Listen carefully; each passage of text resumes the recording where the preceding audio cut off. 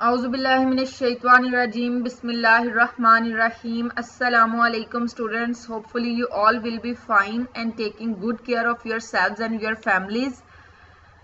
Students, previous lecture में बेटा हमने चैप्टर नंबर 5 की रिवीजन स्टार्ट की थी, जिसमें हमने सेल साइकिल को डिटेल से डिस्कस किया था।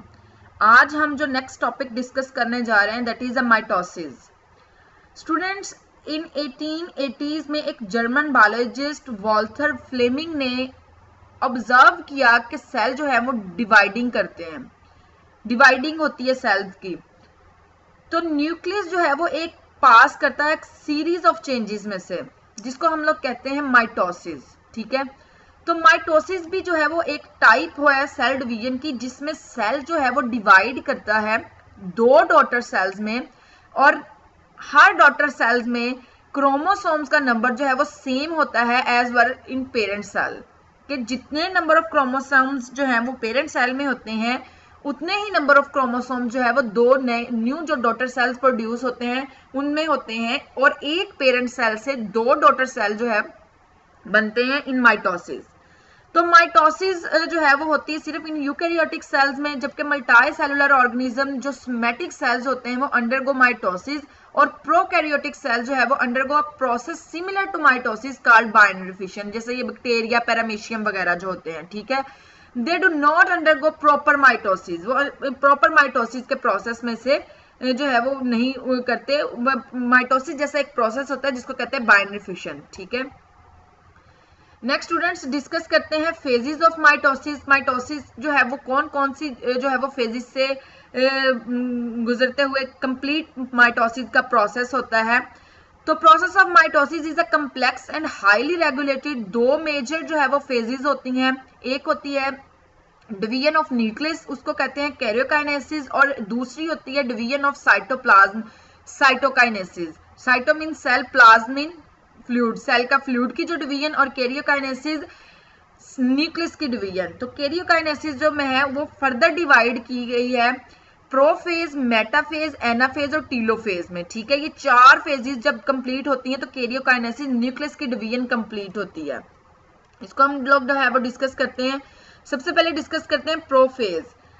नॉर्मली जो जेनेटिकल मटेरियल होता है न्यूक्लियस में वो एक लूज थ्रेड लाइक फॉर्म में होता है। ठीक है, कोई इसकी प्रॉपर शेप नहीं होती, जैसे एक धागा लूज फॉर्म में जो है बिखरा पड़ा है इस तरह से होता है।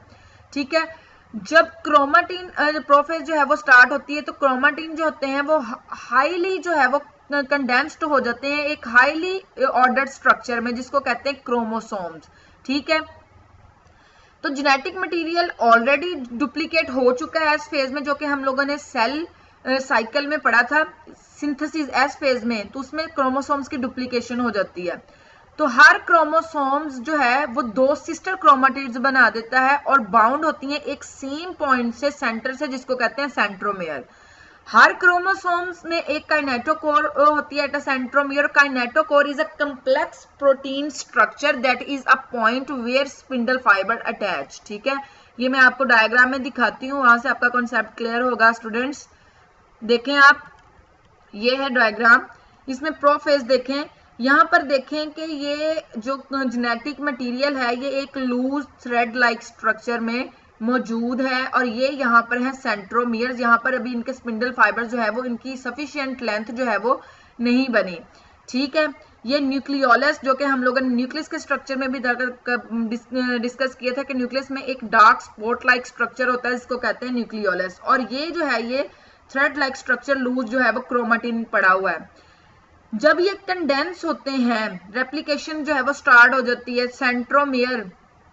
ठीक है, सेंट्रोसोम्स वगैरह ये एक प्रॉपर जो है वो शेप में एक हाईली ऑर्डर्ड स्ट्रक्चर में जो है वो आ जाते हैं ये इस तरह से। ठीक है, जिसको कहते हैं क्रोमोसोम्स। ठीक है, कंडेंसेशन के बाद, कंडेंसेशन जब होती है तो ये कंडेंस होने के बाद ये लूज जो थ्रेड लाइक स्ट्रक्चर है ये इस एक हाईली ऑर्डर्ड स्ट्रक्चर में आ जाता है जिसको कहते हैं क्रोमोसोम्स। ठीक है, अब इससे नेक्स्ट क्या होता है? ठीक है, ये आप ये प्रोफेज जो भी मैंने डिस्कस किया है, ठीक है, ये आप देखें, ये प्रोफेज का जो है वो प्रोसेस हो रहा है। तो 2 सेंट्रियोल्स होते हैं जो कि अभी मैंने आपको दिखाए हैं और क्लोज टू न्यूक्लियस, ठीक है, न्यूक्लियस। ईच सेंट्रियोल जो है वो डुप्लीकेट होता है और 2 डॉटर सेंट्रोसोम्स आर फॉर्म्ड, ठीक है। Both centrosomes migrate to opposite poles, एक पोल पे और दूसरा दूसरे पोल पे चला जाता है। माइक्रोट्यूब्यूल्स जो है वो ज्वाइनिंग करती हैं, ट्यूबुलिन प्रोटीन से जो बनती हैं, साइटोप्लाज्म में मौजूद होती हैं, ठीक है। और माइक्रोट्यूब्यूल्स जो है उसको हम लोग तब कहते हैं स्पिंडल फाइबर्स, ठीक है। ये देखें,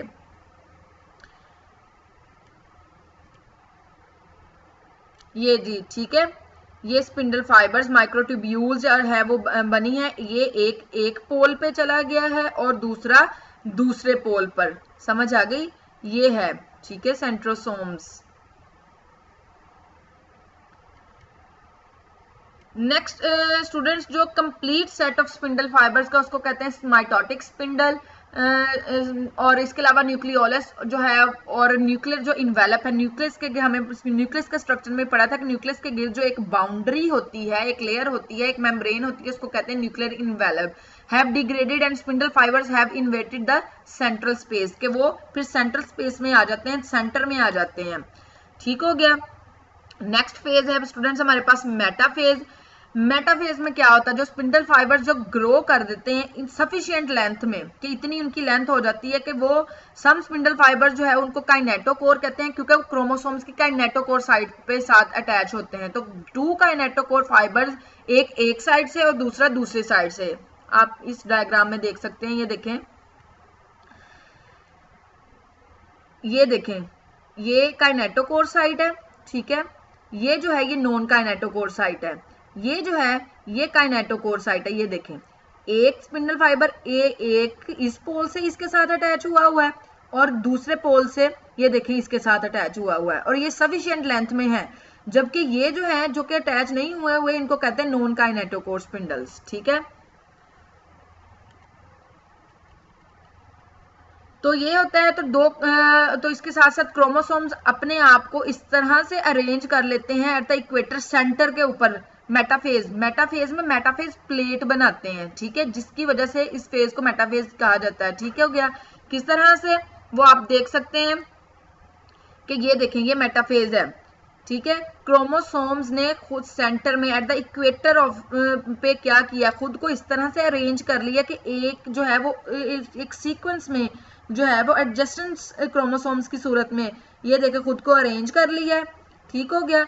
और इस तरह से इन्होंने एक मेटाफेज प्लेट बना ली है और काइनेटोकोर जो स्पिंडल्स हैं वो अटैच हैं एक पोल से और दूसरा दूसरे पोल से, ठीक हो गया। और मेटाफेज में मेटाफेज प्लेट जो है वो बना ली है। नेक्स्ट एनाफेज में क्या होता है कि ये खींचना शुरू हो जाते हैं, ठीक है। ये देखें, अलग अलग हो गए सिस्टर क्रोमाटिड्स, ठीक है। सिस्टर क्रोमाटिड्स जो है सेपरेशन हो जाती है सिस्टर क्रोमाटिड्स की। ये देखें यहाँ पर ये पेयर्स की फॉर्म में है, इसका एक जो है वो अब देखें एनाफेज में इस तरफ और एक जो है वो इस तरफ हो गया, तो सेपरेशन हो गई सिस्टर क्रोमाटिड्स में। जबकि टीलोफेज में दोबारा से जो है वो ये क्लीवेज जो है वो बनना शुरू हो जाता है। न्यूक्लियर इन्वेलप और न्यूक्लियोलस भी जो है वो अपेयर हो जाते हैं और एक सेल जो है वो 2 सेल में डिवीजन जो है उसकी स्टार्ट हो जाती है, स्टार्ट होना शुरू हो जाती है टीलोफेज में। क्लियर स्टूडेंट्स, इसकी मैं आपको करवा देती हूँ कि एनाफेज में जब काइनेटोकोर स्पिंडल फाइबर जो है वो कनेक्ट होते हैं काइनेटोकोर साइड पे, तो वो पुल करते हैं, खींचते हैं, जिसकी वजह से सिस्टर क्रोमाटिड जो है वो डिवाइड हो जाते हैं, जैसा कि मैंने अभी आपको दिखाया है, ठीक है, कि ये सिस्टर क्रोमाटिड जो है ये डिवाइड हो जाते हैं, एक अलग सेपरेट हो जाते हैं, एक जो है वो एक पोल की तरफ और दूसरा दूसरे पोल की तरफ। क्लियर। नेक्स्ट जो है टीलोफेज। टीलोफेज में क्या होता है कि रिवर्स जो होती है प्रोफेज की, ठीक है। न्यूक्लियर इन्वेलप जो है वो बनना शुरू हो जाता है और each set of separated chromosomes, her set chromosome जो सेपरेट होता है ये सिस्टर क्रोमाटिड्स के, ठीक है, हो गया। ये देखें, ये हुआ एक सेट कंप्लीट, ये एक सेट कंप्लीट हो गया, तो इनके गिर्द जो है वो एक न्यूक्लियर इन्वेलप अपेयर होना शुरू हो गया और न्यूक्लियोलस भी जो है वो अपेयर होना स्टार्ट हो गया, ठीक हो गया। यहां तक तो टीलोफेज तक न्यूक्लियस की डिवीजन हो गई। अब नेक्स्ट है साइटोकाइनेसिस, जिसमें साइटोप्लाज्म की डिवीजन स्टार्ट होती है। तो एनिमल सेल में cytokinesis occur by a process known as cleavage. Cleavage जो क्या है, एक फरो है जो कि डिवेल्प होता है where metaphase plate used to be, और furrow deepens and eventually pinches the parent wall into two daughter cell. केक स्टार्ट होता है,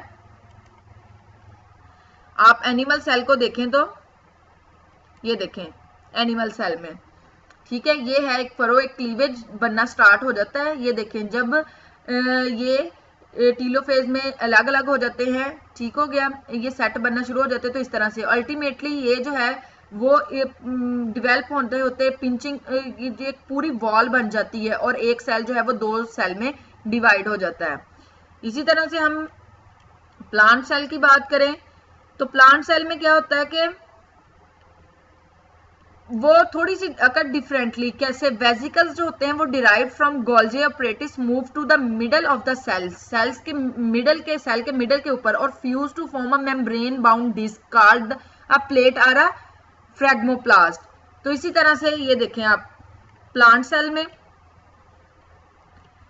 कि ये देखें ये इस तरह से ये डिस्क लाइक जो है वो डिवेल्प हो जाते हैं वेसिकल्स वगैरह ये किस तरह से, और बाद में जब ये कंडेंस्ड होते जाते हैं तो एक जो है वो कंप्लीट वॉल बना देते हैं, और इस तरह से एक डॉटर पेरेंट सेल से जो है वो दो डॉटर सेल जो है वो प्रोड्यूस हो जाते हैं, एक पेरेंट सेल दो डॉटर सेल में डिवाइड हो जाता है। और यहाँ से फिर ये देखें साइटोकाइनेसिस हो गई, एक सेल से दो सेल में वही loose thread like structure, nucleolus भी है, न्यूक्लियर इन्वेलप है, और दोबारा से सेल जो है वो रेप्लिकेशन उसकी जो है वो स्टार्ट हो जाती है।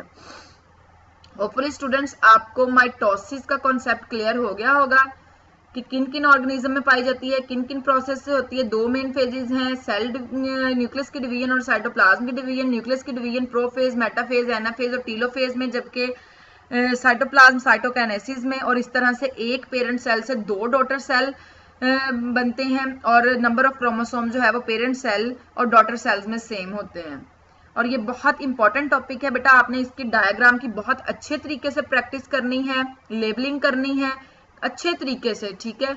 और इसकी डायग्राम के ये एग्जामिनेशन पॉइंट ऑफ व्यू से बहुत इंपॉर्टेंट है, तो इसको जब अटेम्प्ट करना है तो डायग्राम साथ मस्ट है। Thank you, Allah Hafiz.